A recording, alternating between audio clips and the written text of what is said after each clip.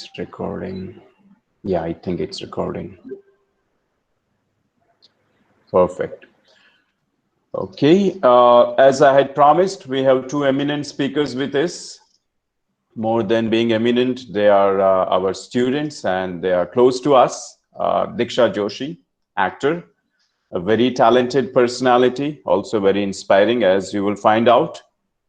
And Nivid Desai, another great student at Xavier's, currently still with us, also multifaceted, multi-talented. And I'm happy to have both of them with us to whet your appetite, so to say, to get you started into literature, because I thought before we dive into Reese, let's see what your senior Xavierites think about literature, or having studied it at Xavier's, and we could not have had better Xavierites than these two. So without further ado, we would begin. Just as a message from someone.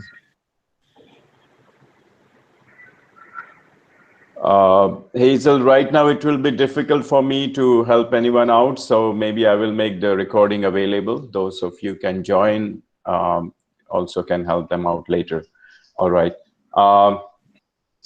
By way of introducing them, let me begin with Nivid, and I will also talk about Deeksha, but Nivid will do a better job to do justice to all that she is and she represents to us. So first with Nivid. Nivid is a Xavierite, as I said, passed out in 2019 batch. Nivid. Yes, Father. Yeah, he's a 2019 batch of BA English and has stayed with us and is doing his master's. Besides being an excellent student in both character and talent and academics, he's also a translator of the book called Morning Mantra by R.J. Dwanit. Dwanit was here last year, thanks to Nivid, at one of our programs, and he has collaborated with him to come up with a great, inspiring book that all of you can read every morning. He's also a lecturer at Gujarat University, wherein he lectures on happiness counseling in the Department of English at Gujarat University. He has written, published, and presented and published papers on literature and language at Christ University, Bangalore. And did you also go to Pune with this? At Yes. Symbiosis? Yes, Pune. Yes. So both in literature and linguistics is presented papers. And when we invite students to go with us on national and international seminars, Nivid is one of the first to jump on board. He is also invited at times as speaker in various institutes. For example, he was invited at Ahmedabad International Lit Fest, the famous Lit Fest of ours, and at Author's Corner. And probably he will tell us what he spoke about. But that is Nivid, and I'm happy to have you here, Nivid. Once again, welcome. An absolute pleasure, Father. Thank you so much. Thank you so much. Great. So once again, a very good morning to the entire incoming batch of 2020 Department of English. And I am made to understand that we have both the English majors and the allied requireds with us in this class. Father, am I right? That's correct. Yeah. So okay. Over 120 of them. Okay. So I'll keep some of that in mind while I'm speaking. Yes. So first of all, I must congratulate you once again for being an unprecedented generation, someone who has taken their board exams in absolutely unpredictable times and then made it to St. Xavier's, and we are so proud and so thrilled to have you with us. All of you, all the English department students, we are extremely glad to have you with us. To begin with, today I'm going to talk a little about what you're going to study in this paper. If I may interrupt you, Nivid, yes. Let me just introduce Deeksha, and then you can introduce her as part two, and then probably we will begin with Deeksha, and then you can take over, right? Okay. Thank you. Deeksha, I know you as a student, and you came across to me as a great student. Saurabh Sarar, HOD, had told me that also, although she's a celebrity. She's a better student. I mean, so excellent, excellent. I was impressed with you, the way you did your paper and the final exam. So student, she's a brilliant student. And that's something for you to keep in mind. All of you are very talented, doing a lot of things, I know, but keep your studies at the center of your focus right now. That's what Diksha has done. She is a very deep thinker, as it appears to me, and I'm convinced of it. She has a great talent for thinking deeply. That is something your theory studies at Xavier's will enable you to. If you have a talent, it will just come out of your studies. She's a very good writer, and also uh, has a great vision for herself and for our world and for all of you. So, Diksha, once again, warm welcome to you. And I would invite David now to say something more about your acting career and the other things you do on TV. First of all, it is an absolute honor to be with the Deeksha ma'am in the same screen. Thank you. But yeah, as all of you might already be aware, Deeksha ma'am, Deeksha Joshi, has been one of the most eminent superstars of the Gujarati industry. We have seen her on screen in blockbuster movies like Karsandas Fair News and more recently in Sharato Lagu. And in the coming year, she's going to make her Bollywood debut in a Yash Raj movie, no less, with Ranveer Singh in Jayesh Bhai Jordar. And we just extremely proud and extremely blessed to have Deeksha ma'am as one of my super seniors. Our entire batch was in awe of her whenever we used to hear her stories in the class. So she has also won numerous awards for her acting career nationally and internationally. And her films have grossed over a lot of business and has also garnered a lot of critical acclaim for the kind of variety of characters that she does and the tones of her characters, which are always powerful, assertive, and quite revolutionary in the standards of our creative industries. So an absolute pleasure and honor to have you with us, Deeksha. Thank you so much for being with us. Thank And you thank you so so much much. for being someone whom we can always look up to as Xavierite in the first. Right. Oh my God. Right. Yeah, I'm that's the point. extremely humbled. That's the point. Something that connects us is that all of us are members of this Xavier Parivar, Xavierite families, right? Once a Xavierite, always a Xavierite. So welcome to all of you. And over to you, Diksha. Now you may speak to us for the next 15 to 20 minutes Right. on what inspires you. Over to you, Diksha. Thank you. Thank you so much. I'm really, really humbled. And I get really awkward when I'm introduced. But I just feel that I'm introduced as a Xavierite today, and I feel so proud of being a Xavierite. I cannot thank Xavier's, I cannot thank it less because my life has been completely changed after I entered Xavier's. My life took a 360-degree turn, and it's not because I got into films after I got into Xavier's. It's because I changed as a human being.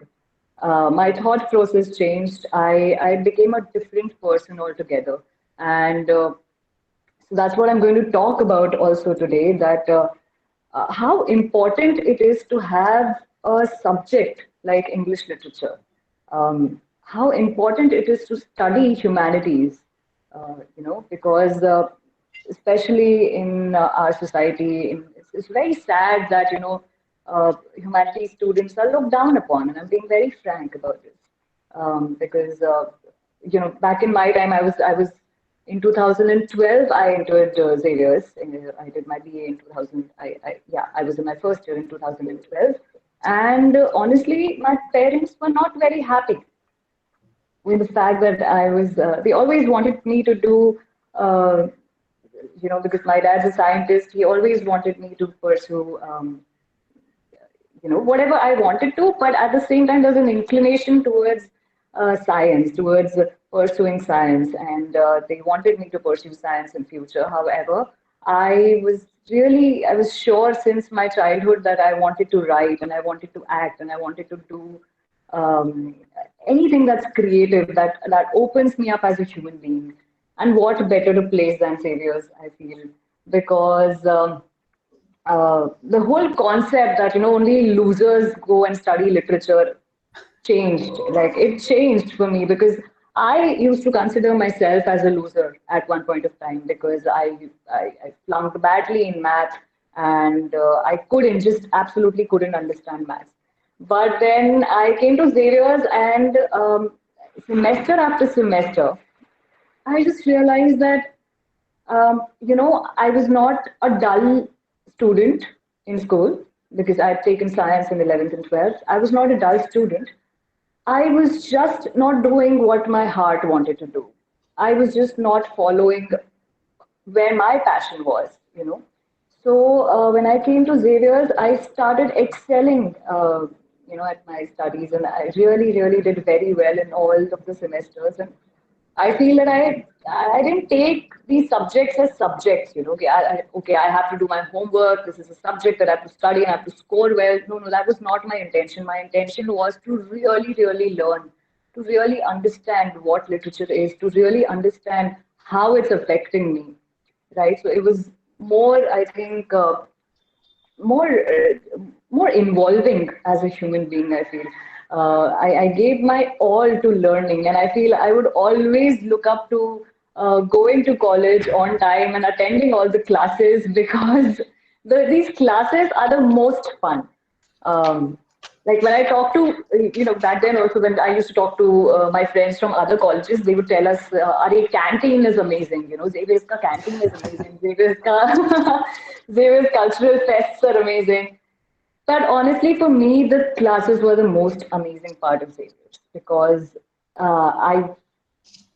it was eye opening. It was we used to not study texts like, okay, so I have to study 20 pages, so let's like really study one line after another and let's sort of there was no rote learning basically. So there were discussions, there were healthy discussions happening in classes. We used to have, all of us used to have different opinions. We used to have a point of view of our own, and it developed over a point of time. Like, we were all like clean slates in our first year, but gradually all of us started to develop, and I think I have never seen, like, I honestly connect with my college friends even today. I can talk to them, I can have a heart to heart discussion with them even today, while on the other hand I can't have the same sort of discussions with my school friends or my industry friends, because there's some sort of sensitivity, there's some sort of humanity that is being taught. It's not just a subject that's being taught to you, it's not just literature that's being taught to you.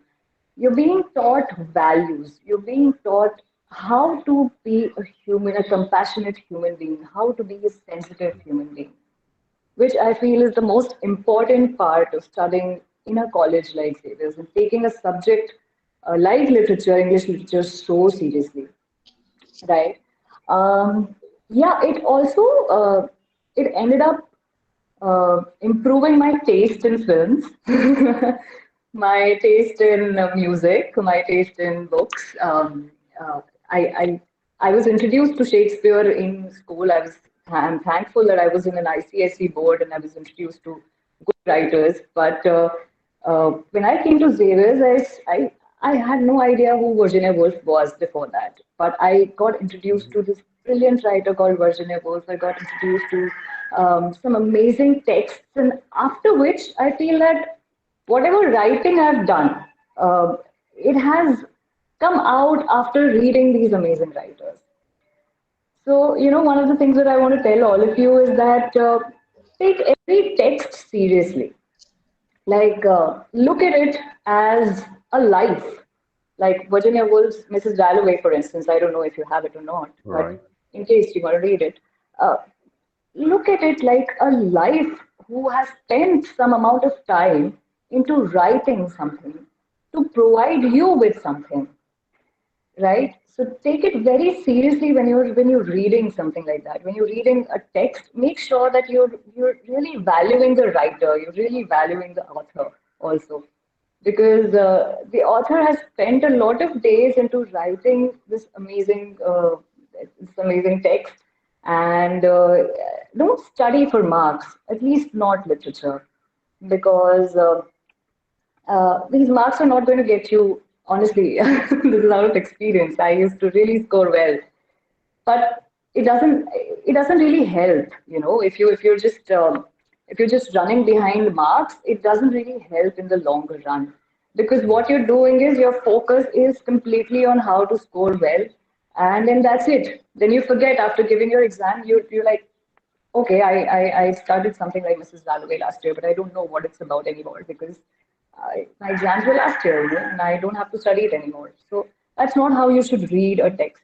When you really read a text, make sure that you understand what the writer is trying to convey in it, and the depth of it, and where this is coming from. Why is this being said, when it is being said? So make sure you study the historical background, the author's life, and the context, before you study the text itself.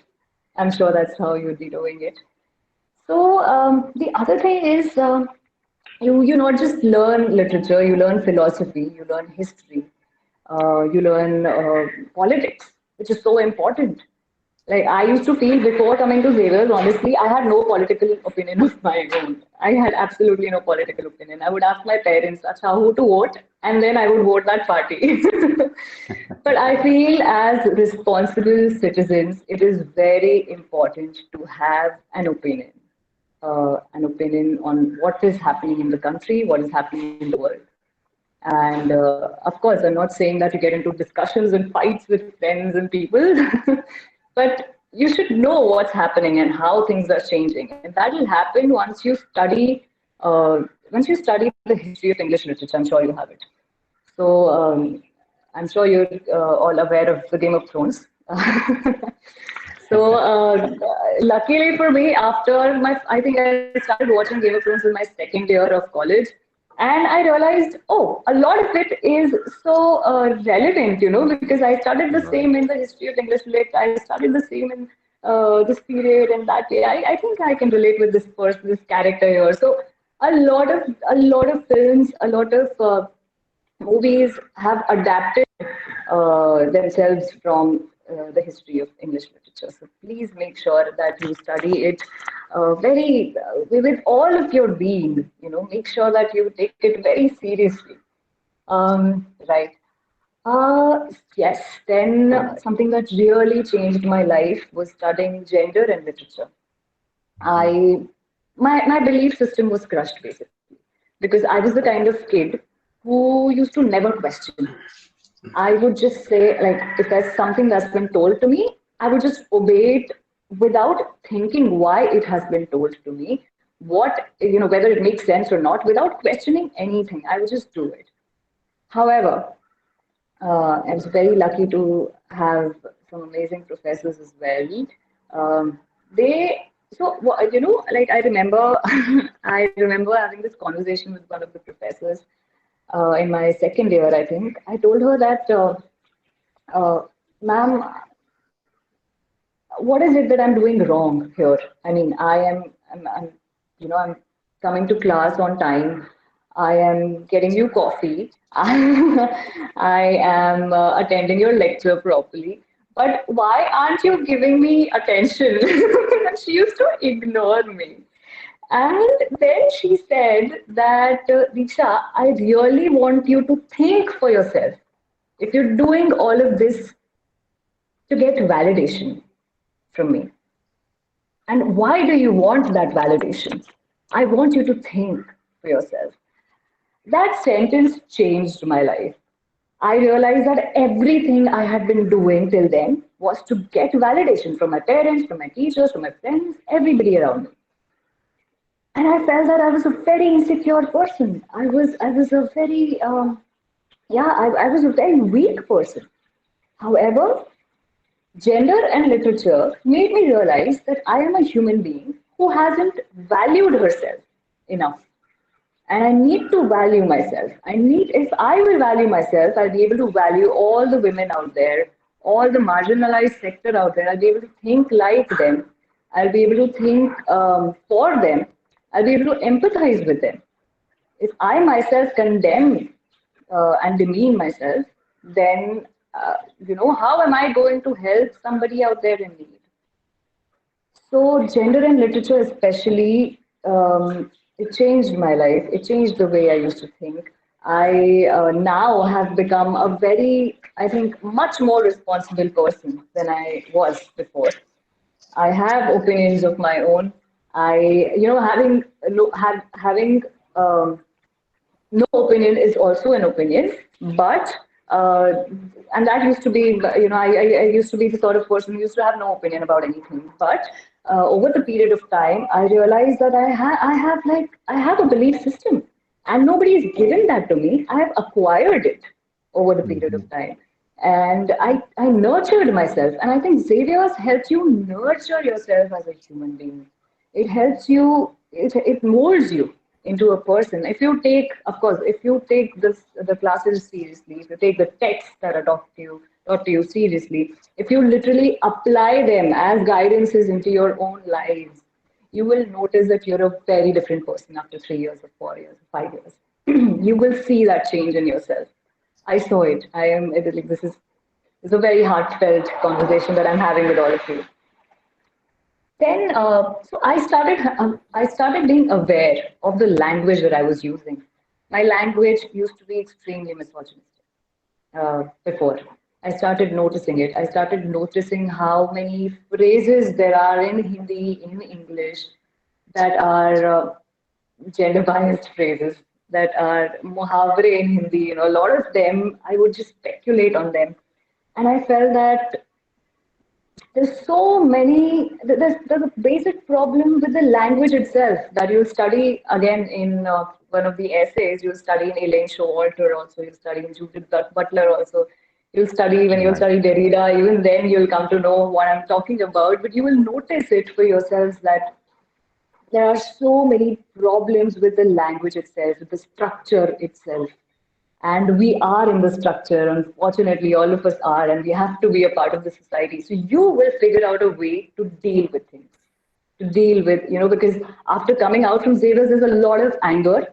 There is honestly a lot of anger because when you go out there to work, you see a lot of people who you can't connect with, who are out there just demeaning every. Like for me, it was, when I came into the industry, I felt that a lot of there were instances wherein I felt that the language that was used was very irresponsible at times by somebody or the other. And I used to get very furious. Arey, I'm from Xavier's, I studied gender and literature. I cannot work in an industry like this, but that's not how life functions. Everybody other than your Xavier's community is not going to be like you. So you will eventually learn how to fit yourself in that society as well. And eventually, very, very gradually, with a lot of empathy with them also, because they are equally victims of patriarchy as you were at one point of time. You've just become more aware, right? You will be able to deal with them. You'll be able to talk to them. You'll be able to make them understand very gradually what's wrong and where. I'm sorry if I'm getting into too many details, but this is the personal experiences that I've had. Now I'll talk about how literature has benefited me as an actor. So I remember in Xavier's we used to have the youth festival. Do we have it? Do we still have it? The youth festival? We We do. do. Okay. Yes. Yeah. So I remember taking part in the one act play, the mono acting, and we represented the state as well.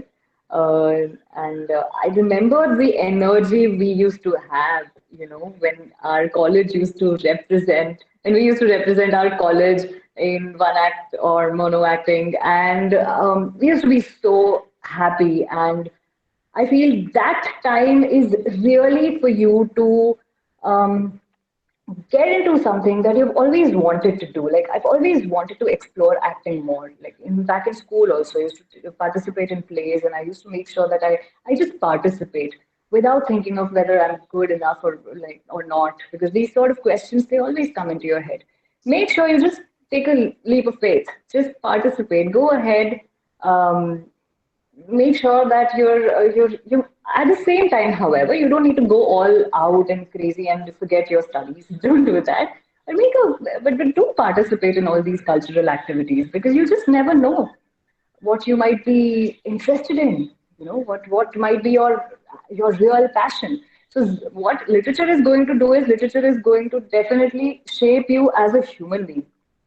Whatever you do after literature, be it journalism, be it writing, be it editing, whatever it is that you choose to do, your literature background is going to help you. Even if you do something as bizarre as let's say uh, plantation, organic farming maybe. Even then, you as a person are going to change after studying literature. That is, and of course, if you take it seriously, but that's a promise that I am giving to you. Like you can come back at me if that doesn't happen. So yeah, so one thing that I noticed is that after studying lit, as compared to the actors who haven't had a background of literature, I had more questions to ask to my director.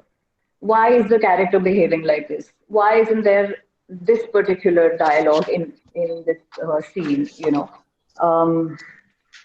I used to question the director about songs also. Why do you need to have a song?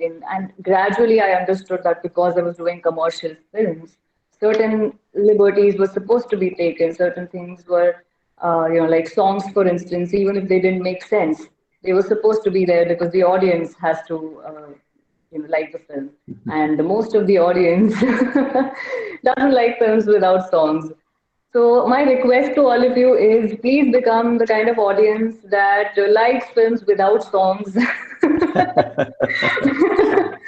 that likes films with substance, because the problem that I'm facing in my industry, honestly, is that I want to do good work. I want to do great work. I have a background. I want to write amazing stuff. But if I approach my producer is going to ask me, who is going to watch this? Because your normal audience will find it boring. So, what I'm trying to say is, encourage your friends, encourage your family to watch good cinema, really good films. Like, there's a platform called Newbie. If you can watch films on Newbie, and if you can watch it, watch movie for a month, maybe, then you will notice how your taste in cinema is being developed. Watch good films that will help us make good content and deliver good content to you, right? Because boy falls in love with girl has been happening since centuries, you know. I mean, since before Shakespeare also. So we need the kind of cinema now that is relevant, that talks about what's happening around. And even if there's a romantic film, even if there's a film about a guy falling in love with a girl, does that film have substance? Does that film has a unique characterization? Right. So my point is become the kind of audience that we want, or become filmmakers tomorrow, become actors. We need people who are educated in the industry. Trust me, I cannot stress more on this.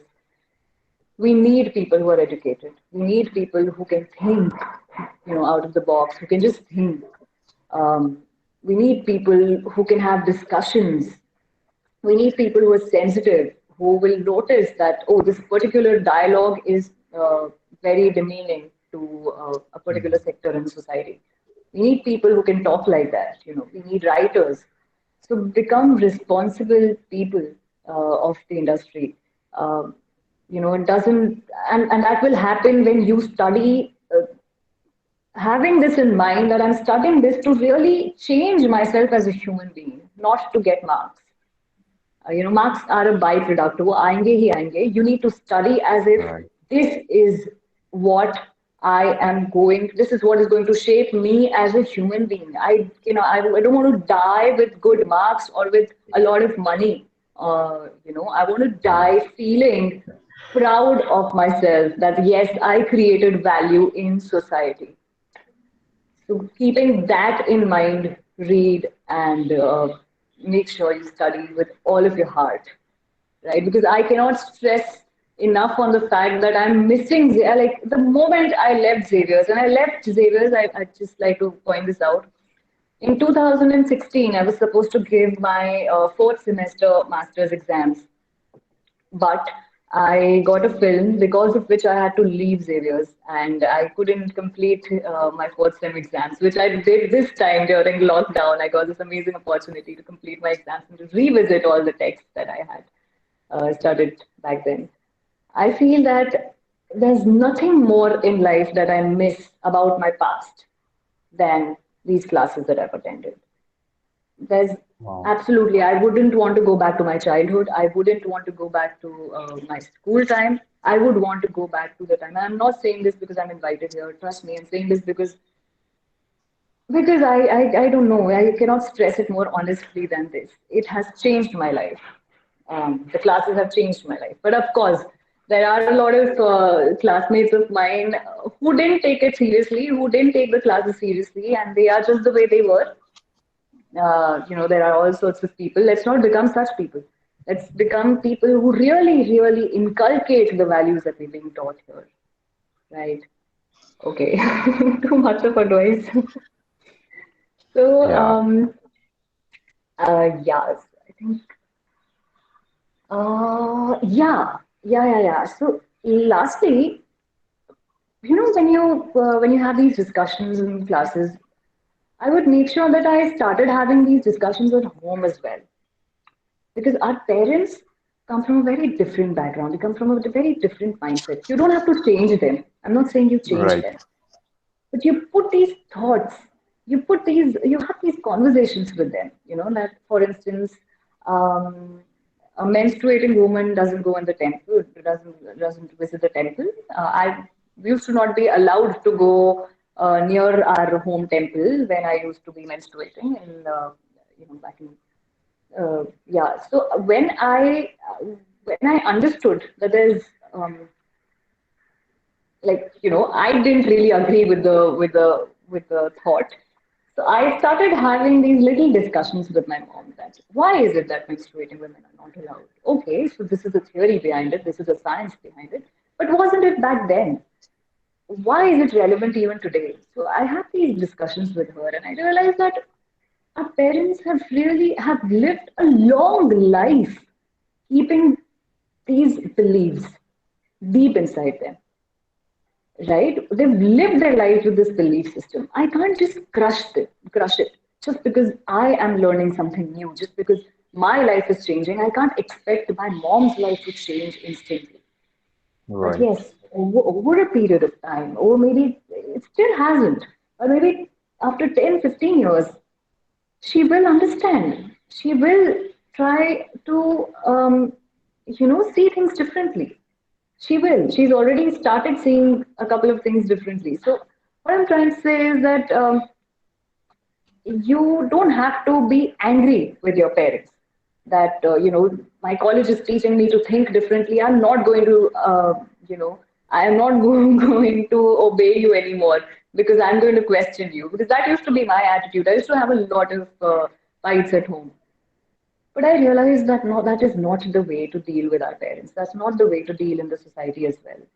In society, you are supposed to keep your point of view uh, in such a way that the person in front of you doesn't feel demeaned, doesn't feel disrespected.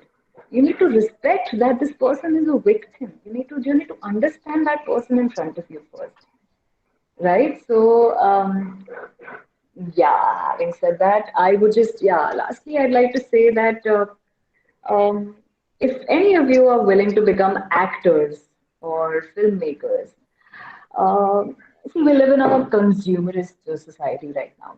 A lot of you will get opportunities to do ads, to do everything other than acting or everything other than filmmaking. Trust me, I have been in this industry since the last 4 years, and now I like during lockdown, especially when I came in contact with my books again, I realized that what I had been doing all these years was not me. It's not that I will not do a commercial film in future. I will, but I'll do it being very aware of the fact that I'm doing this to earn money. I'm doing this so that I can make a play in future. I can produce a play in future, or maybe produce a short film in future.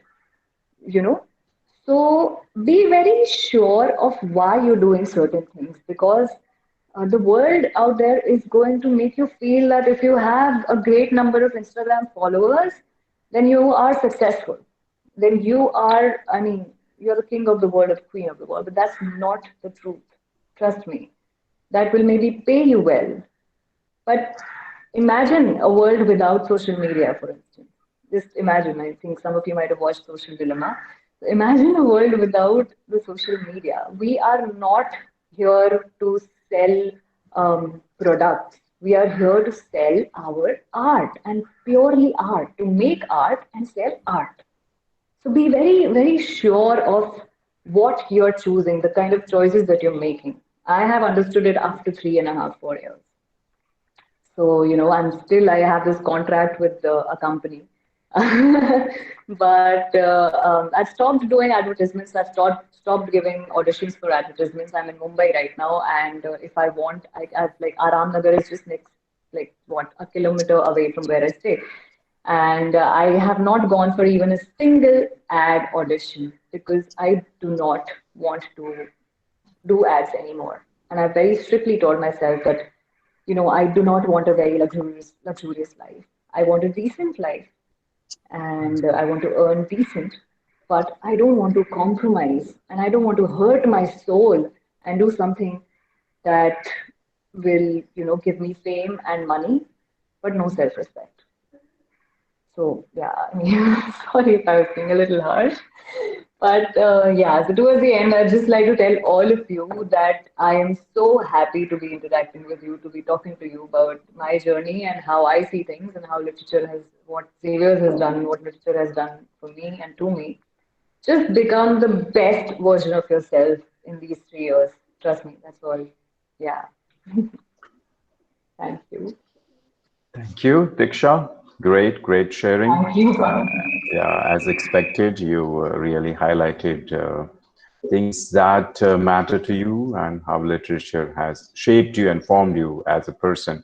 Thank you for also emphasizing very specially the words like compassion and empathy, being understanding to others, because this is what we try to teach students besides critical theory. So critical theory will make you thinkers, but empathy and compassion will make you better human beings. So we need a balance of both. Thank you for that. And Thank we you will so much. use, yes, students, you will have time for question answers. You can shoot your questions at both of them. But now over to Nivid. Nivid has been very patient, and he also has a great things, some good things to Oh, share. I He think I will took a lot be, of time. no, no, not at all. He will have his time. I'm actually Uh, under a lot of performance pressure at this time. It's very hard to top that. yeah, I over to you, Nivid, and thank you. he'll tell you what he's going to focus on. Thank you. Yes. So I'm going to talk to you about a little about what you're going to study, right? In the coming few lectures, you're going to have uh, very enriching discussions about what is literature in the first place. Because if anything, the people studying humanities are extremely keen of defining things before explaining them. There is a very keen focus on understanding before expressing. So let me share a few ideas about what is literature. And I'm going to base my explanation a little on the textbook which you're going to study, which is English Literature: An Introduction to Foreign Readers by R.J. Rees. It is the same textbook that I studied when I was in my first year of BA. And I had some of the most enlightening conversations with my friends, with my classmates, and with my professors. So building a lot on what Deeksha ma'am said, what she said about films is very aptly applicable to literature as well.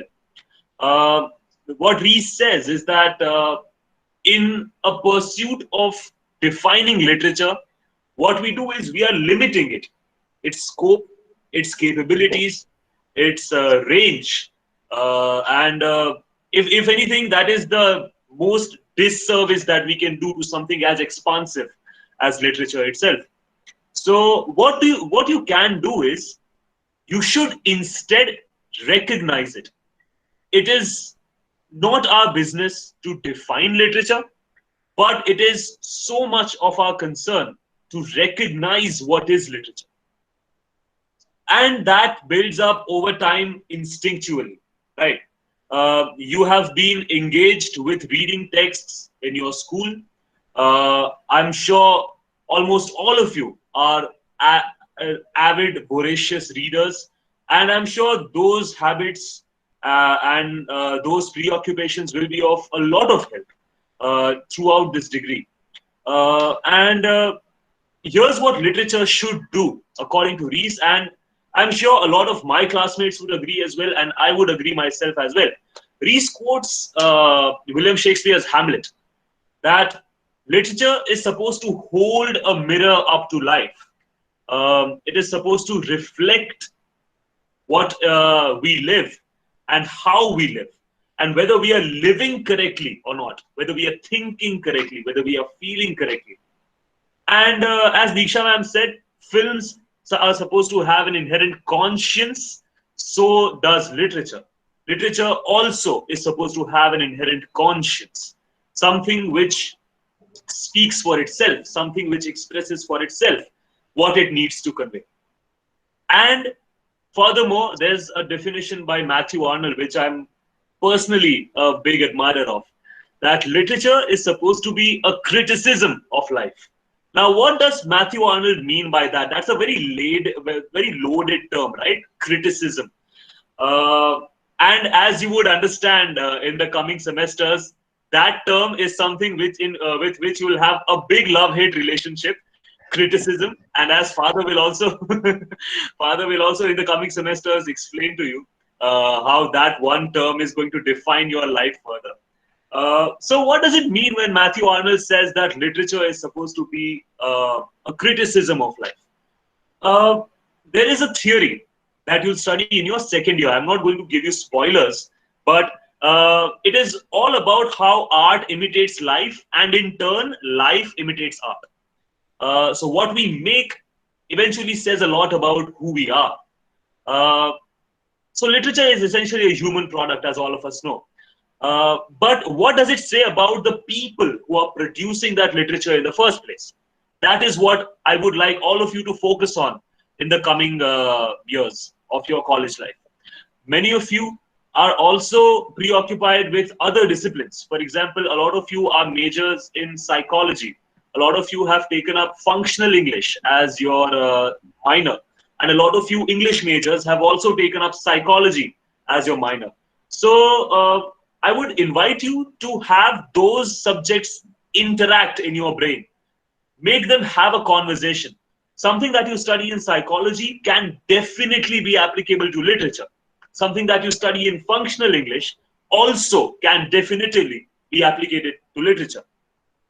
What does that mean? It means that your entire growth arc at Xavier's is going to be interdisciplinary. Meaning, what you study here in this class will help you build a perspective in your other classes. When Xavier's is functional physically, this is something that we do. We go and we sit in whatever class we like, not just our own. And it is allowed. I have sat in psychology classrooms, economics classrooms, physics classrooms, and I have had fruitful discussions with the professors and the students around them. And it is wholeheartedly encouraged. You can go and you can strike up a conversation about intellectualism, about emotional aspects of what you study, and about what your own perspective is about the world. And that's truly one of the most liberating things about this institute. I cannot push that point more. That it truly gives you ample opportunities to create a niche for yourself. As Deeksha ma'am said, it goes the same with me. I have also always been keen to be in touch with my classmates. Maybe there have been cases where some of them have stayed over just for a week, or some of them have been at Xavier's for a month or so. But before going on to other colleges due to some circumstances, but we always connect back and we always share ideas, because what happens in that is that we eventually contribute to each other's growth. In the coming few years, you will have a lot of disagreements. First with your professors, second with your classmates, and more often than not, believe it or not, with yourself. You will disagree day in and day out with how you think, how you feel, and how you express. And trust me, that is the healthiest thing that can happen to you. Right. Disagreements that lead to growth are some of the most essential things that you will learn at this college, in this course. And it will make you, I guarantee you, if you commit yourself to that, if you submit yourself to that, it will make you a more thinking individual. And there is nothing more important than that. Something that I can vouch for myself is that I may not know answers to a lot of questions, but I can definitely ask better questions. And that's something that is extremely valuable. That's something that you cannot get anywhere else. You cannot learn, or you cannot be taught to ask better questions. You have to do enough introspection to reach to that point. And Xavier's, thankfully, fortunately, is an institute which facilitates that. There have been instances where, and I'm sure Father is witness to that as well in my class, where during BA, some discussions were so heated that we were asked to just let it be taken to the canteen and just let the class be. Because sometimes some disagreements or some agreements for that matter, for example, if I'm in a classroom and if I agree to something, but my way of agreeing is different than my classmate, and we might have a conflict over there as well. And if there is anything, the students at Xavier's are extremely keen on verbalizing their conflict right at that moment. And that's something that you'll see for yourself. If there is a disagreement, if there is a conflict, it gets resolved right there, right then. So yeah, every single nook and corner of this institute is a place of growth. Be it your classrooms, be it your canteen, be it your basketball court, be it your grounds or the parking lot for that matter.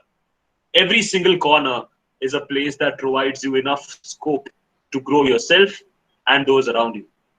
And literature in particular is one of the most gifted subjects in that matter, that it can really facilitate and amplify those opportunities of growth. Coming back to the functionalities of this subject, personally, it has helped me, as I said, it has helped me think more clearly, and in turn, it has helped me write more clearly. I primarily express myself through the means of writing. I identify myself as somebody who wants to diversify their writing credentials as much as possible. So if there are any scopes that I have in terms of tackling a new subject or understanding a new concept, a background in literature always helps, because it helps you analyze things more clearly. And it helps you be more just in your approach towards anything that you take up in life. And that doesn't just go for Deeksha ma'am's filmmaking or my writing. If somebody here is a journalist, if somebody here is a musician, a lot of us are, to be honest, a lot of us are musicians at Xavier's. As the Youth Fest gave Deeksha ma'am the opportunity to explore acting, it has given me the opportunity to explore music. And I've had the honor of representing the department for all three Youth Fests at inter-college levels during my bachelor's. And my classmates and I have made sure that we bring the gold every single time to the department. So yeah, that commitment for yourself, for your department, for your classmates, for your professors, is something that this institute teaches you quite significantly. It helps you become more involved and more evolved human beings. And that's something which I'm sure, I can guarantee, that is not available in a lot of institutes across this country, because uh, I've been facilitated by the department and interact with scholars from across the country at national and international conferences, and I still continue to do so. And the insights that they give me about their college, about their institutes, about their professors, it only makes me realize just how fortunate I am and just how fortunate my classmates are to be studying at such an eminent place. Uh, Again, I'm not going to paint an entirely romantic picture. Xavier's is also Right. fiercely competitive, both academically and in co and extracurricular activities. It will it will compel you to be at the top of your game every single day. And trust me, if you regulate yourself, that's kind of a boon. It can help you push your limits. It can help you doubt your capabilities, but in a good way. Because if there is a challenge that is thrown at you, say for example, I was given an assignment to compare Omkara, the movie by Vishal Bhardwaj, with Othello, the play from which it has been adapted. And I was given 24 hours to do that, and I was really not sure because I hadn't watched Omkara in a long time, and I was playing Othello in the class during the reading. So I was not sure if I was in the right emotional space to do that. But trust me, the professors gave me enough support, and they helped me prepare for that lecture. And I was genuinely surprised by the way in which I could do justice to that. So that fierce sense of competition at Xavier's is something that fuels you as well from the inside. Uh, what you may think of yourself right now might not be 5% of what you are at the end of the 3 years at Xavier's. And that's something which you should be proud of for yourself from this day on, because it will help you set a goal further as to what you want to be at the end of your bachelor's degree. Also, a bit of an academic advice, as Deeksha ma'am said, that a lot of what you study is also going to alter your perceptions. And I request you that you remember what you study, because the entire course, from your first semester, from this paper to the very last semester, at the end of your bachelor's, the entire course is in a single timeline. It begins at one point, it sustains over a period of time, it engages with conversations that were going on at that time, and it helps you involve yourself with them over and over again. So there might be possibilities where you are studying something in the fourth semester, which is in your second year, and it calls back to something that you study 3 days from now in your first semester. And that truly makes you realize the scope of what you're studying, of how intellectually and emotionally engaged you have to be in order to do justice to this subject. And all your seniors, all your classmates, and all your professors are committed to helping you achieve that status of involvement with your subject. As your senior, as someone who's been in the very same position as you are right now, curious, nervous, a little afraid, and a little more excited, I can tell you that these 3 years are going to be some of the most memorable years of your life.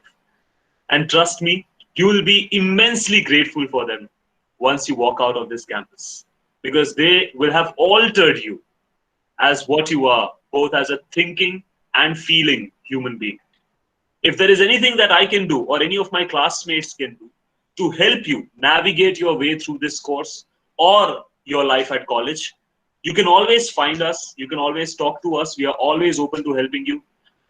If there is anything that we can do to help you get any projects, any internships, just hit us up. We are always here. Okay. And if you now have any questions to either Deeksha ma'am or myself, we are always open to answer your questions. Thank you so much and all the best. Thank you, Nivid. Thank you. Great sharing, as expected. And Diksha, do you have something to add before we go to questions, or we just take questions now? No, I think we can take questions. Nivid has Right. very, very beautifully expressed everything that even I wanted to say. And wow, I'm so happy. I'm so proud of you, Nivid, honestly, because I am not in touch with any of my juniors, and I'm so happy and proud to see you. Thank you, thank you. That's Thank an you. And honor. he is also very understated, so it's just it's a part of what he can do. Great. We'll take questions now, and I shall moderate this session. Just mention your name in this conversation box, and I will let you unmute your mic and ask questions so that we don't have too many people asking at the same time. Yes, just don't type your question, just type your name, and I will read out your name so that you can ask a question either to Diksha ma'am or to Nivid sir. So you can say a question to so and so, question to so and so. Yes. Right, he's more your bade bhaiya than your sir, but all the same.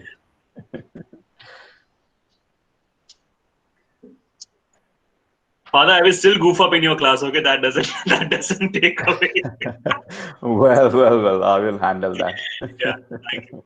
Yes, yes.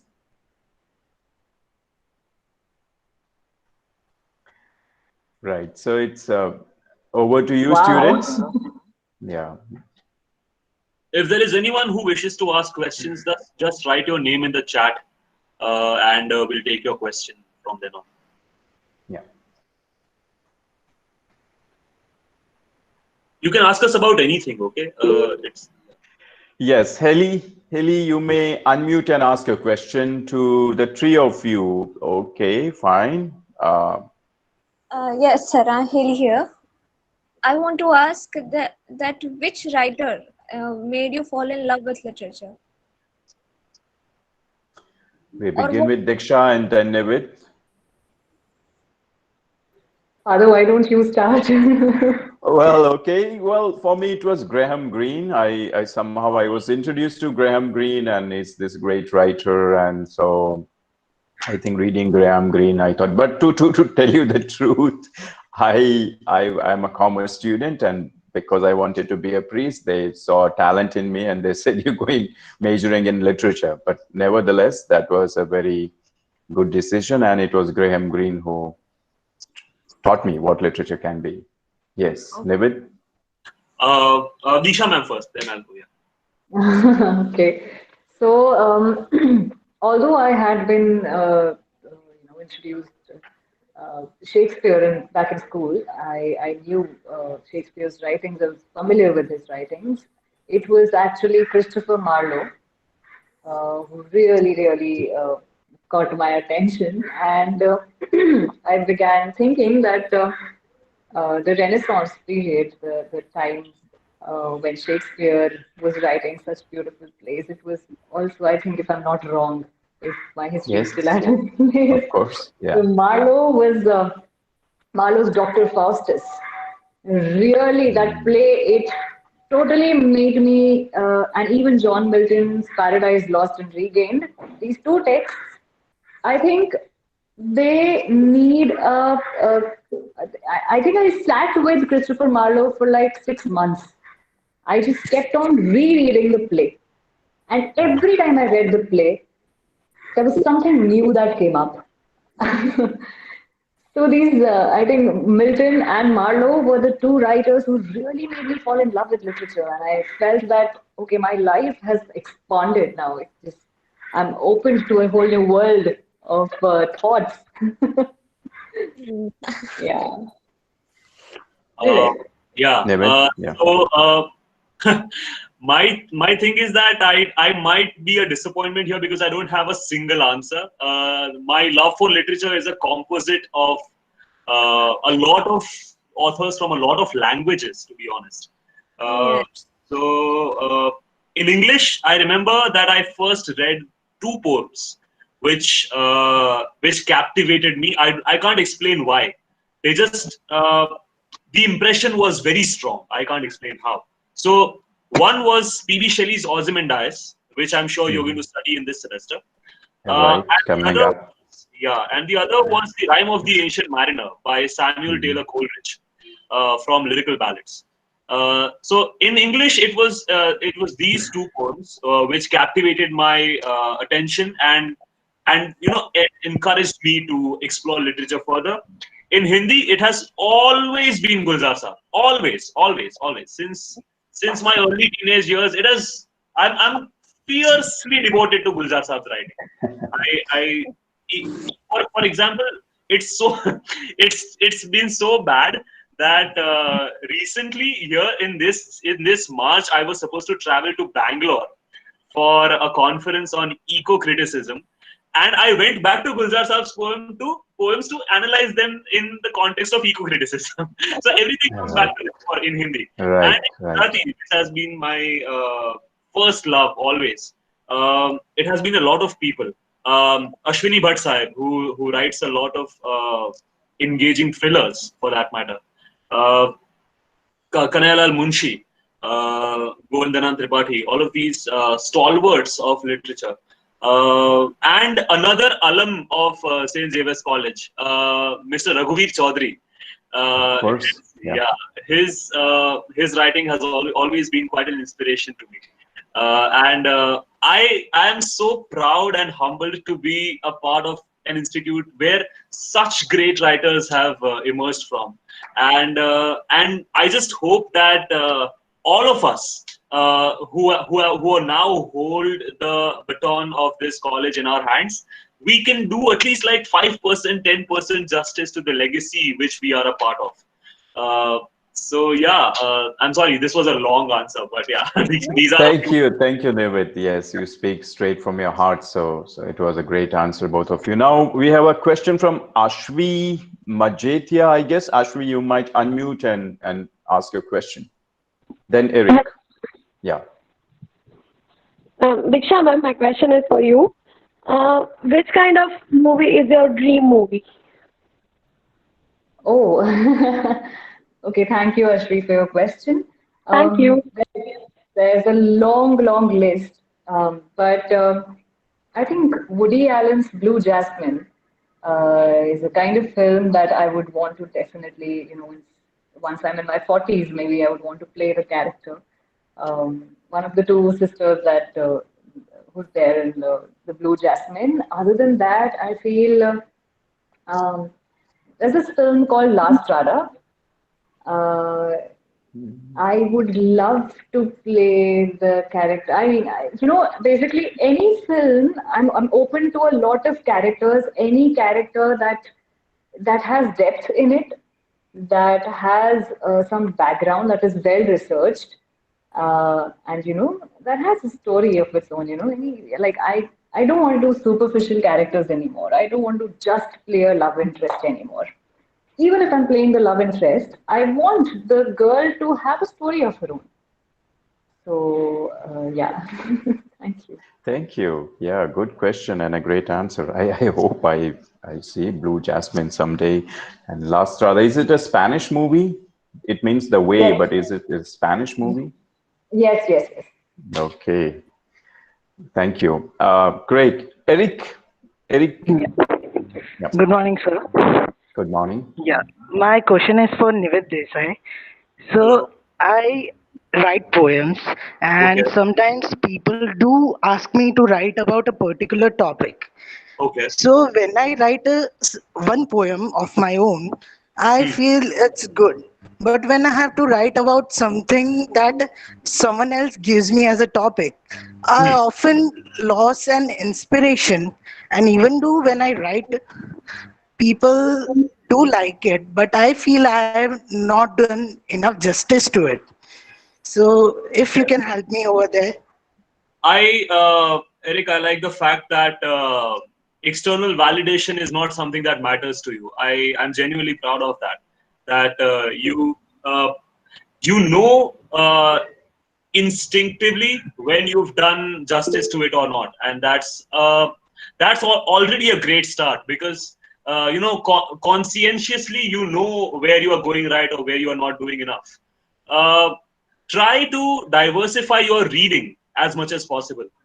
Uh, there's a great saying. It says that read what you love until you love reading itself. So whenever you take any requests from people who are giving you topics or prompts or anything else that can serve as a pointer towards what you have to write, try engaging in the background of that topic. Try reading what has already been written about that topic, so that in doing that you will know what more you can add to that, because your thought process, your emotions, your perspectives are something which are unique only to you, right? Nothing that has happened in the last 600 to 700 years of literary canon can match what you are contributing to that. So it is always a sweet spot between a little bit of self-doubt and a lot of self-confidence. So uh, so yeah, try engaging in the background of that subject. Read a little more about how poems are written nowadays, and there you'll have it. I'm pretty sure that it'll help you enhance yourself a little more as a poet. And I'm looking forward to read more of your work, of course. Thank you. I'll definitely share one or two. Lovely. All the best. Okay, okay. Father, I'd just like to correct myself. It's an Italian film, not a Spanish film. Please. Oh, Italian. Okay, okay. Yes, They're very similar. They're like Gujarati and very, Hindi. very. Yes, yes. Karnil Pancholi. Hello everyone. Am I Hi. audible? Yes, Yes, you you are. are. Uh, I have two, three questions in my mind which I will like to ask you all. First is that I always tend to think that philosophy and literature are two rivers flowing in the same direction and they are kind of correlated with each other. So I just want to ask your views on philosophy correlated with literature.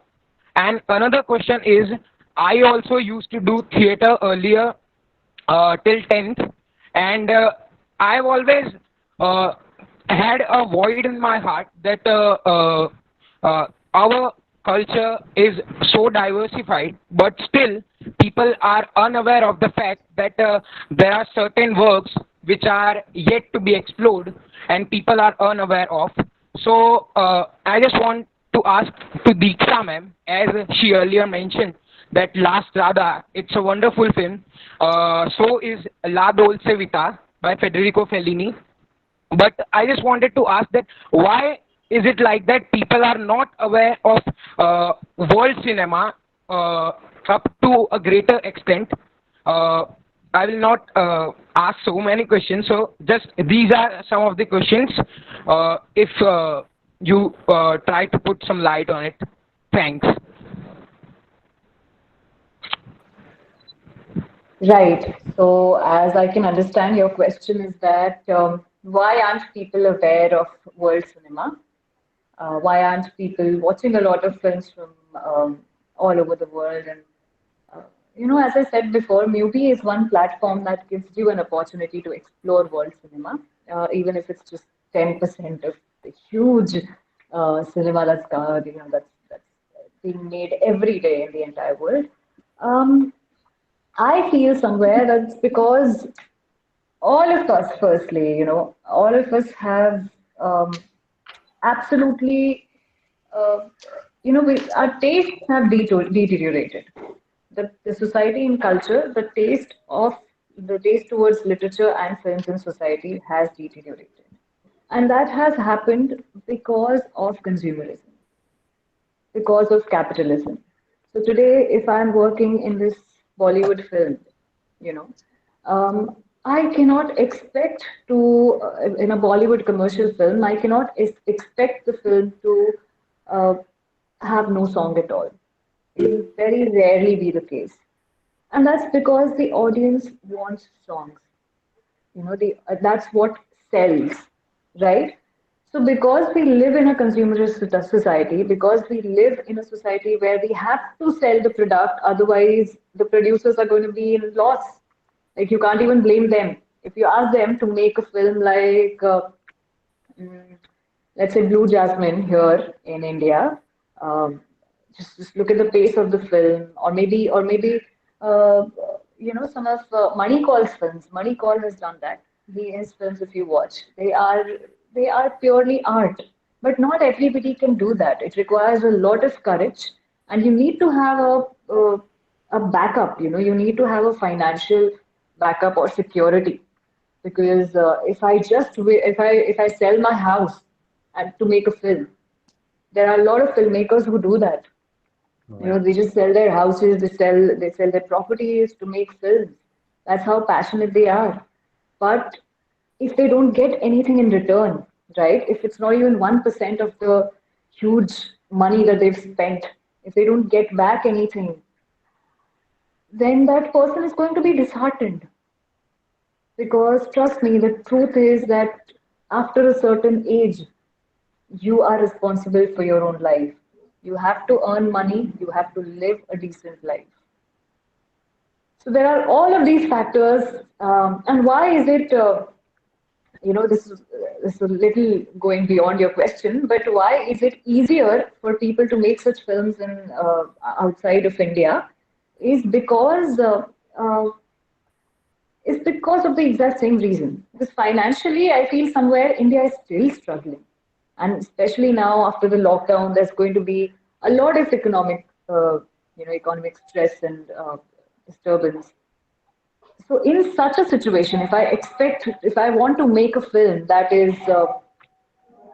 a high budget film, but it has no songs and it has no commercial value whatsoever, my film is not going to work. And I have to make it assuming the fact, already knowing the fact that it's not going to work. It's not uh, the masses are not going to watch it.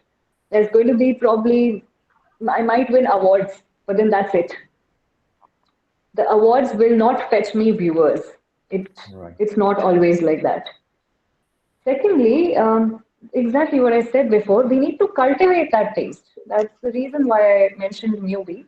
If you watch movie, if we encourage our friends to watch these films, maybe they will like them. And it's not like it's really not that independent and parallel cinema is slow and boring. It's not that, trust me. Good films, even if they have songs. For instance, take Rajkumar Hirani's films. They have songs, they are fully commercial, but they're good films because they're giving back something to the society, right? So, how do you recognize good cinema from the other kind of cinema? It's just something that really touches you, something that really gives you back something that gives back to the society. And when I'm home, I'm with a thought, I'm with a question in my mind. Thappad, for instance, would be the latest commercial film of Bollywood that I feel has put a thought in my mind. Has tried to put a thought in the audience's mind. So I think we'll get there. We'll get there. But exactly, it's the responsibility of all of you to cultivate such taste and encourage your friends to have that taste. Instead of watching Netflix, because the only valuable things to be watched on Netflix I find now are documentaries. Everything else Right. is extremely commercial. I think you can switch to movies. It's not that expensive also. Yeah. Great. Good I hope that answer. answers. Also, just a second to call back to the first question that he asked about philosophy and literature being two rivers flowing together. You'll get to learn about that in the coming years, my friend, because you will in the onset of the third semester, if I'm not mistaken, you will be introduced to philosophy as a part of literature. So you'll start learning about Plato, you'll start learning about Aristotle, and what goes on in traditional philosophy, in medieval philosophy, in contemporary philosophy. All of that is a part of your module here at Xavier's. So you will learn how to appreciate philosophical thought as literary texts as well, and vice versa. So you will be able to look at your literary texts and look at them with a philosophical bend of mind. And same way, you will be able to look at philosophical texts and look at them with a literary bend of mind. And that's a marriage made in heaven, trust me. Uh, Both of them, you correctly pointed out, they go hand in hand and they are complementary to each other's existence. Philosophy feeds off literature, literature feeds off philosophy. It's always a transactional relationship between the two of them. And the course here at Xavier's is going to give you enough exposure to both of them. Trust me, just be patient and let things come to you. It will be a delight for you in the coming years. Right, right. That's a good answer because I teach that Introduction to Criticism 3503. And just hold on. It's a good question and we'll take it up. Nivid has already given you a good answer, Karnil. In the interest of time, we will not take any questions after Ria because we already overshot. So you can send your questions to me. If they're really interesting, I'll send them to the two speakers. But we move on to Bhakti. Bhakti, you can quickly ask your question.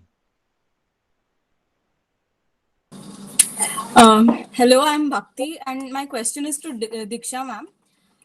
Ma'am, I'm myself a music composer, and what I've often experienced is that what I want to say does not actually directly relate to what the film wants to say.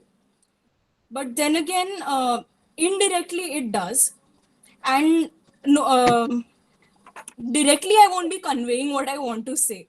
So, what exactly is the motivation to keep going that way?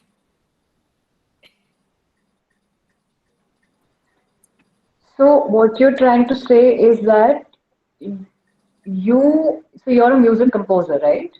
Yes, ma'am. So you work with the director, right? When you're composing the music for the film, Yes, ma'am. right?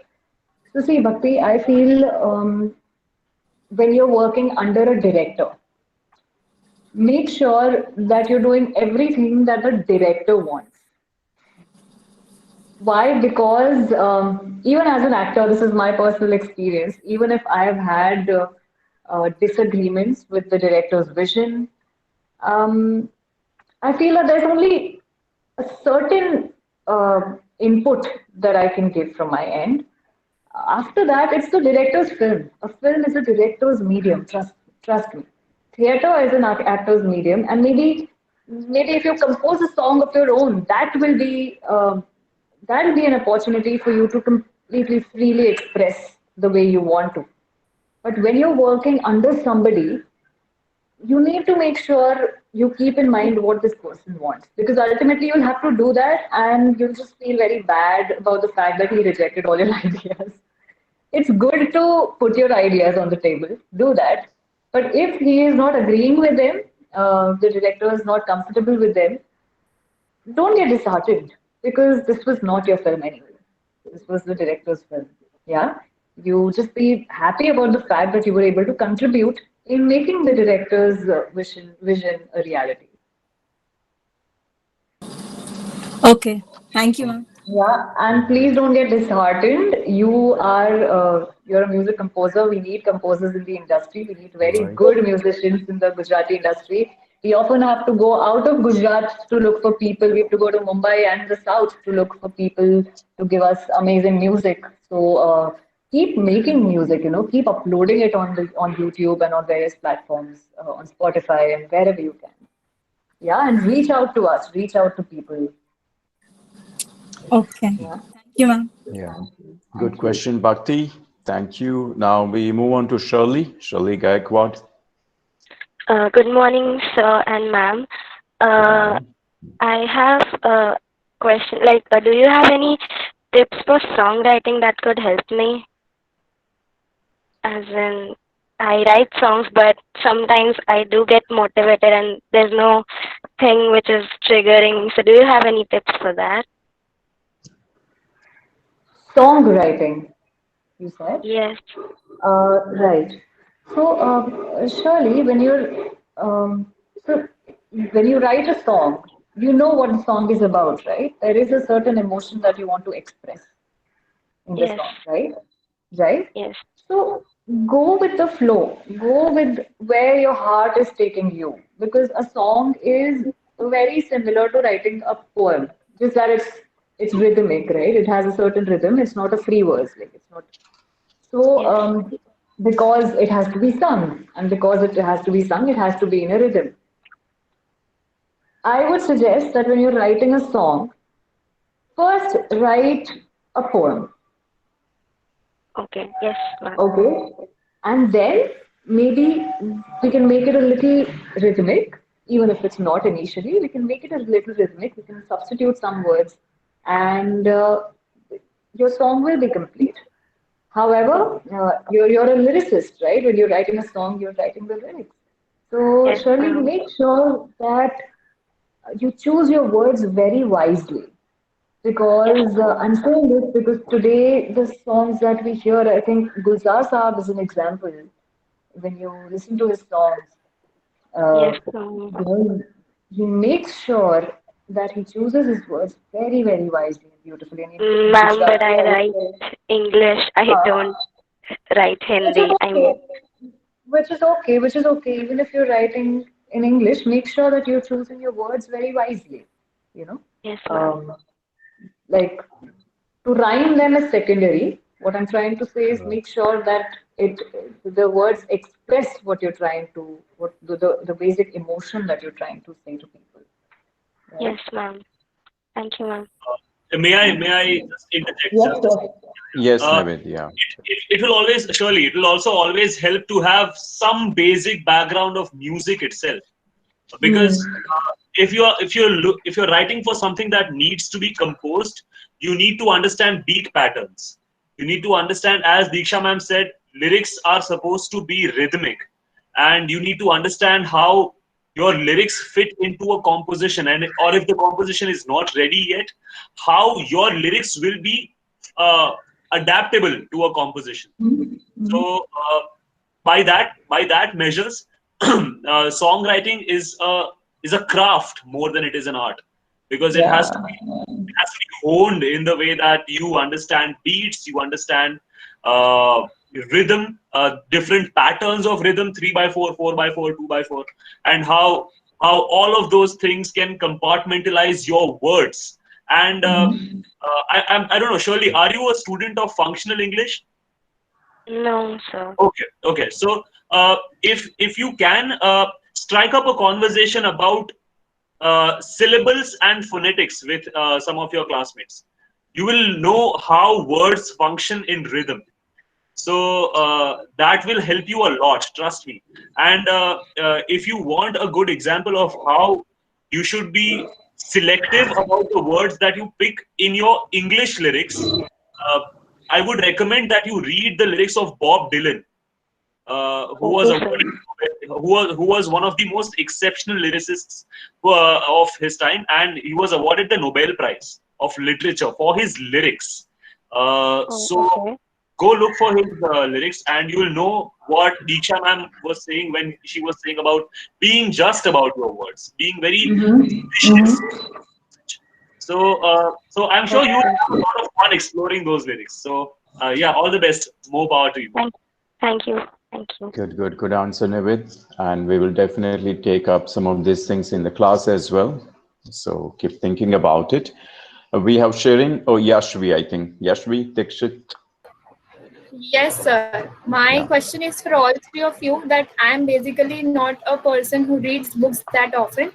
So how can I really, really Welcome to want to literature. develop, Yeah, go I on. really want to develop my interest in literature. So what kind of books can you suggest me to, just start with the literature? Well, to go with a traditional answer, I would say begin with Jane Austen, a very simple but also powerful novel. See the way she writes, and you got to develop its a taste, like how Disha was saying. Literature has refined her taste, cultivated taste. So you need to cultivate taste for serious literature. Serious not in the sense of boring, but of some value and worth. So I would say begin with Jane Austen, and you can keep in touch later. over to the two of you. Deeksha, Thank you, Nivid. I think there was a void. I used to read Tinkle comics when I was young. A lot of comic books. fan here. Champak. Always represent. Champak represent. However, I read George Orwell's Animal Farm when I was in the 10th grade, and uh, that was the kind of that's the first stepping stone, I would say, that cultivated my habit of reading more books. Of course, it's J.K. Rowling's Harry Potter books that I read before that, but Right. there used to be just fantasies that I would read, or maybe just children's books that I would read. However, Animal Farm was the first um, serious, though it's not serious in its tone, but it was the first serious literature that I read. So I would suggest it's a very thin book. And there's also this book called The Old Man and the Sea, which you will come across later. Right. So if you're intimidated by the size of the books, then go with the books that are very small, that have Right.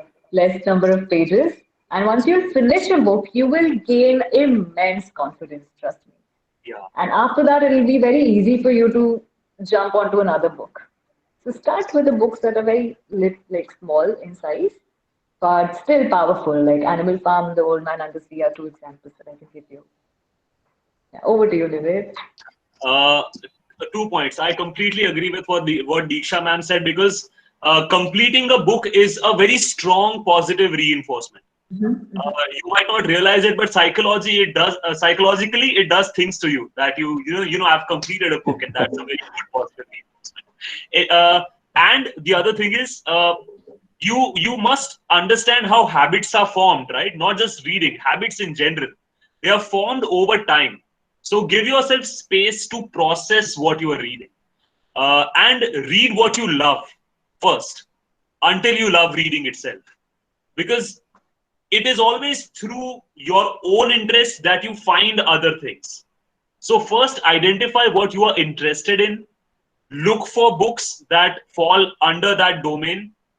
They do not necessarily have to be from this age.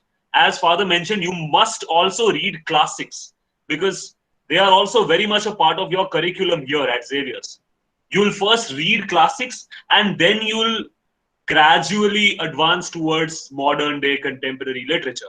So try identifying a tone of your taste, and then read across time periods. Go from Elizabethan to medieval to romantic to Victorian to modern to postmodern. See how the entire thing evolves over time. See how your taste evolves over time. So and be adaptable as much as possible. When it comes to reading, you must be absolutely open to possibilities, because something that you find interesting right now might not be interesting, say, 2 years later, to you yourself, because you've evolved as a Right. person. So these are a few pointers that we think that might help you develop a better reading habit. Yes, sir. Thank you. You're welcome. Great. Yeah. And the last two questions were one from Ria. Ria Arora first. Good morning, Father. Good morning to you. Good morning, sir. Good morning, ma'am. Good morning. Firstly, Good I would like morning. to say that we all are very proud to have you as our seniors. You are inspiration to us. Right. I'm still as much a part of the institution as you are. Don't worry. Okay, so I'll rather call you Bhaiya if it makes you feel any better. So, Don't make me feel old. That's all. so Nivid, sir, my question is for you. Okay. At the beginning of the lecture, Father said that you're also a happiness consultant. So, Yeah. yes, I wanted to ask that what inspired and aspired to be a happiness consultant, and how does it feel to be one? Because I wish to be one in future. So I'll tell you what that title means, right? So this is a you know what UGC is, right? University Grants Commission, that funds projects for universities across India. So University Grants Commission has come up with a certificate course in happiness counseling, and Gujarat University is the center in Gujarat that runs that course. And I am a guest lecturer at that course. So I talk about happiness counseling from the perspective of literature, from the perspective of creativity, and through creative expression. So I don't know about others who were my co-lecturers in that series and who continue to be my colleagues, but I'll tell you what my experience was, right? In the two lectures that I took in the series, I tried to push my students, and mind you, these were not students by age standards. They were all professionals. Some of them were retired people. One of those people was a GST commissioner, someone who was at a very high position in the government. Some of them were lawyers, dance teachers, yoga teachers. So I was faced with a lot of diversity in my classroom. So when I approached them with the idea of trying to express what they felt in the medium that they were most comfortable in, uh, that was very triggering for them emotionally. Because I have had instances in which people have felt so relieved in the classroom where they have started crying in the middle of the class out of happiness. Because it has been so relieving, right? You will learn about the word catharsis later into this course. What does it mean to have a cathartic experience? It means that all your emotions, everything that you've bundled up inside, has just let itself go out onto the paper or out in the on the dance floor or on your canvas, uh, in whichever ways that you wish to express yourself, right? So for me, it has been. I have not been a teacher in that class. I have been just as much a learner because I get to learn from people far senior to me in age and experience, how they approach happiness, how they have their own problems in life, and how I can help them sort that out through various means of creative expression. I tell them stories from literature. I tell them stories about what characters do in some cases, or what authors have done in their real life to write literature, the kind of literature that they have written. For example, if you are aware, one of the in one of the years following the World War, the Nobel Prize of Literature went to this French novelist called Albert Camus, and he has written an essay called "The Myth of Sisyphus." And I talk about Sisyphus a lot in my lectures because it's a very captivating character for me.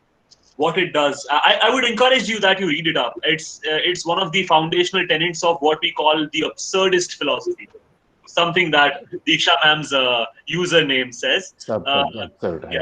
So yeah, it talks about what it means to be happy in the truest sense, and yeah, it's been a delightful experience. And if you wish to talk about happiness and how one can attain it, I would request you not to be superficial or not to be repetitive, because there have been enough people in the market who have said the same thing over and over again, and those have been just banal, uh, useless things that have been playing again and again like a broken record, right?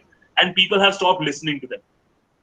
Find stories which are human, find stories which are not idealistic, and you will hit the right nail on the board.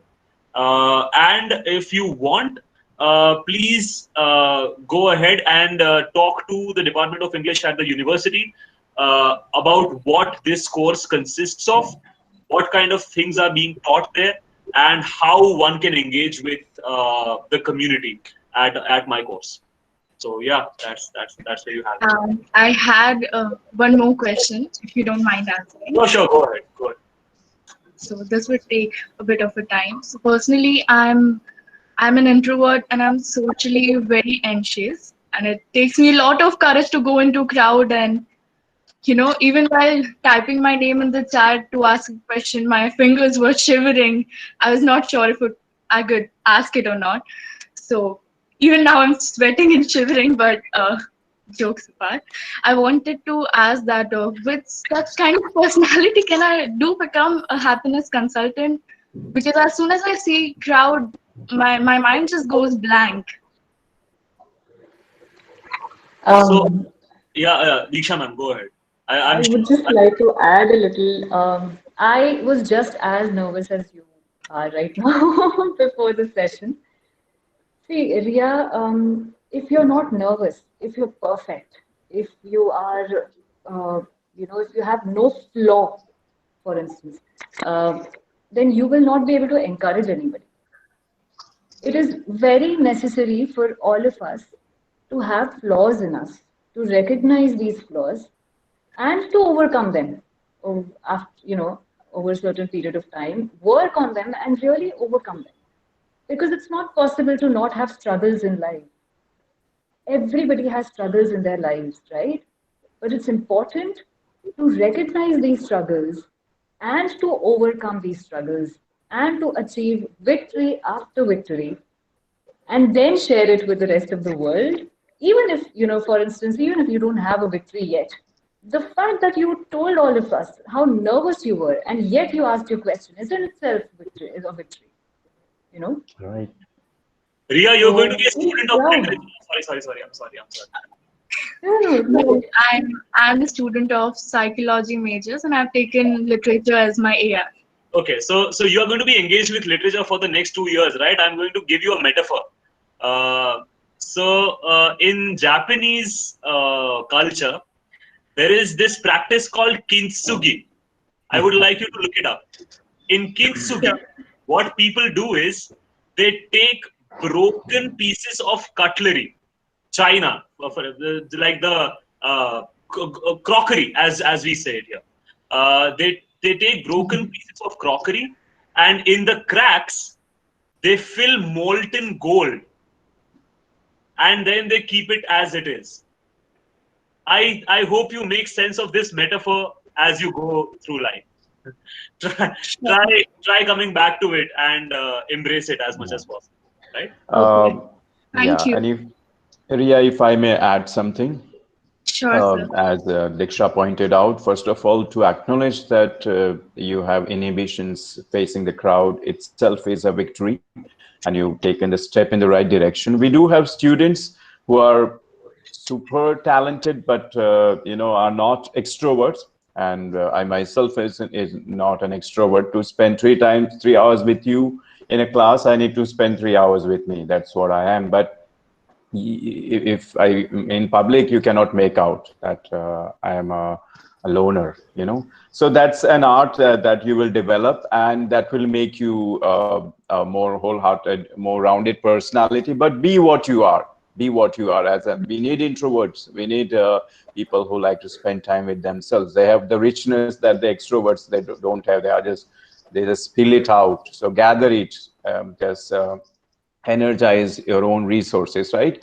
Just to give you an example, we have a student, my senior, a second, not my senior, your senior, a second year, who has written a 637-page tome, a novel, a 637-page novel, Punky but cannot face the class. She cannot make a presentation. So all she did was, when she had to present, I said, you have to present. She came and she drew a few things on the board and she spoke through her drawing. But imagine, she's a published novelist.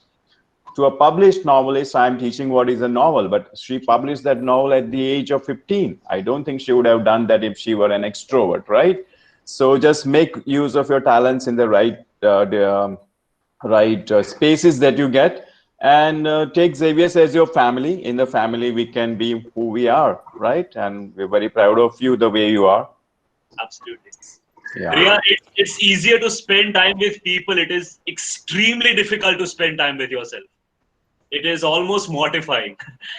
So if you're an introvert who likes to spend time with yourself, you're something else. You're like it's a gift for yourself. So we are extremely proud of you. So yeah, embrace it as much as you can. Right? Thank you, sir. Thank you, ma'am. Thank you, father. All the Great, best. great, great. And to bring this very interesting conversation to a close, we have Anna Francis with her last question.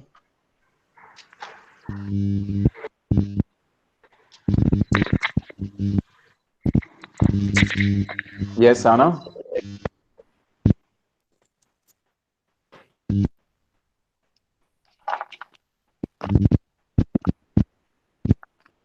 There seems to be some audio issue from her end. Right. We cannot hear you. Can you type your question? Am I audible now?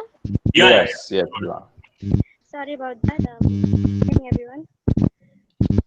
I just have the question. How does one break out of writer's block? I've been having the longest one. It's been more than 6 months.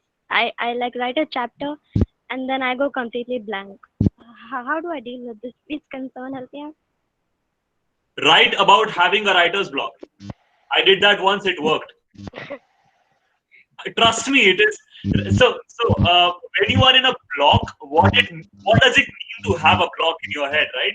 You are not able to receive ideas from the outside. So try generating ideas from the inside. Write about conditions that you go through and keep a journal. I think that is one of the most efficient advices I've ever gotten from somebody. Keep a journal and make it a habit to write something or the other. So maybe how your day has been, what you've been feeling, and how you respond to that. See how that goes. Writing is more of a craft than it is an art, and crafts require commitment. Art requires inspiration, right?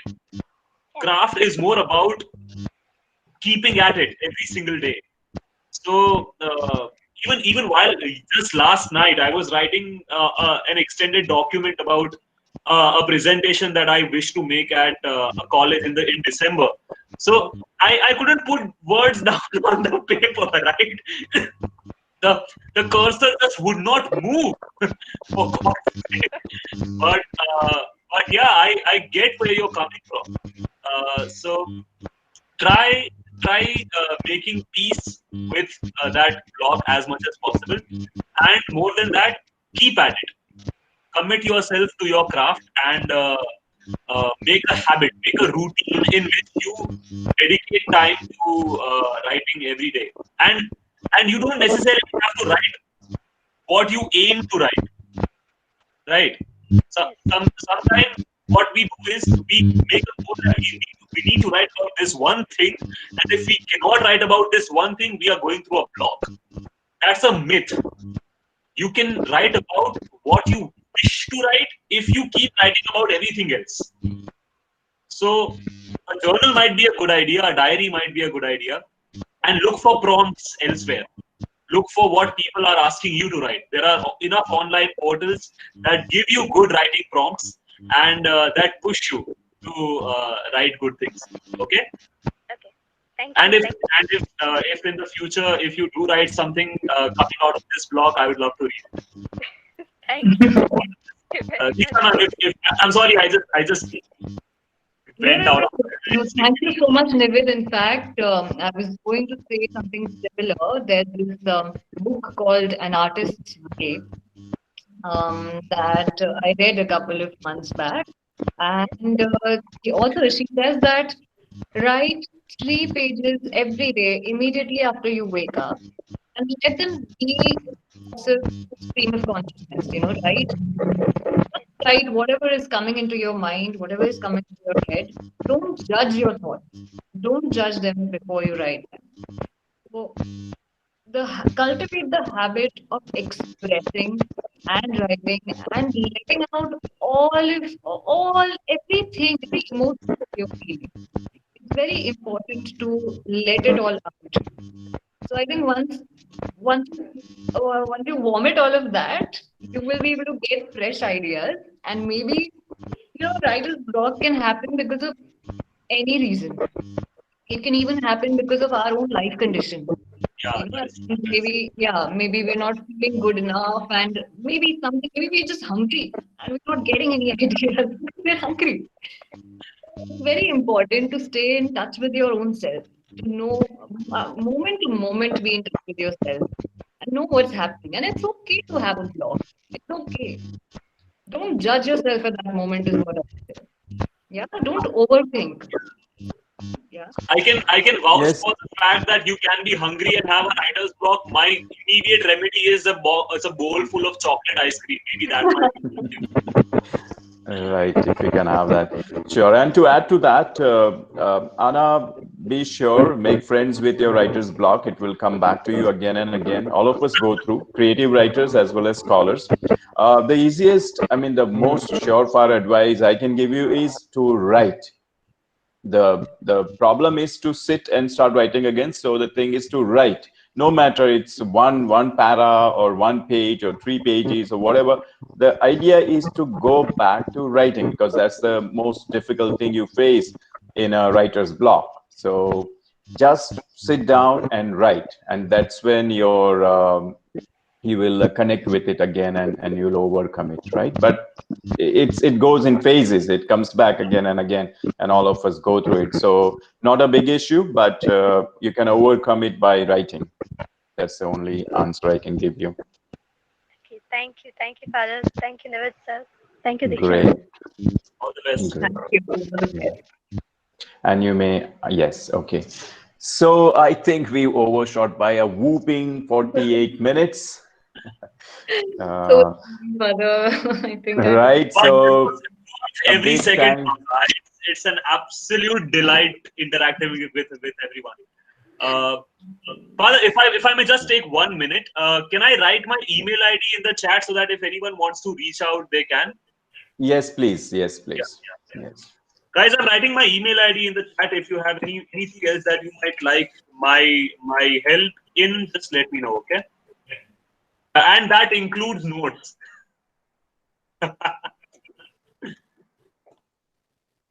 Yeah, that